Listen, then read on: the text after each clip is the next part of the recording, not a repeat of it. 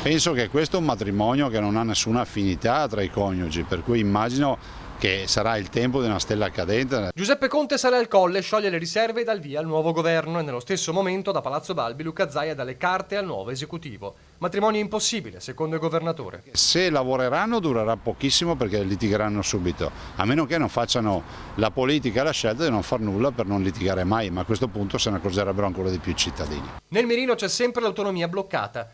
Adesso Zaia dovrà interagire non più con Erika Stefani, ma con Francesco Boccia, esponente del Partito Democratico e neo ministro degli affari regionali, dicitura dalla quale è stata tolta proprio la parola autonomia, presente nel precedente esecutivo. Il PD sappiamo già come la pensa, ha fatto un ricorso avanti la Corte Costituzionale per bloccare i veneti al referendum. Ricordo che ci hanno vietato la tessera elettorale, ci hanno obbligato a pagare i militari i seggi, hanno mandato avanti altri 3 ricorsi al TAR, insomma ce n'è per tutti i gusti. Adesso vedremo quanto bravi sono, no? Dicono che faranno subito l'autonomia, faranno subito tutto, mi chiedo per quale motivo in 14 mesi Di Maio non l'abbia fatto con il nostro governo. E poi le altre cruciali partite aperte in Veneto. Rispetto ai grillini saremo proprio lì attenti a vedere quali saranno le decisioni sulla TAV del Veneto e rispetto a tutto il tema delle infrastrutture penso e ricordo tutti che abbiamo la pedemontana in piedi e poi non ultimo è bene ricordare anche la grande partita delle Olimpiadi.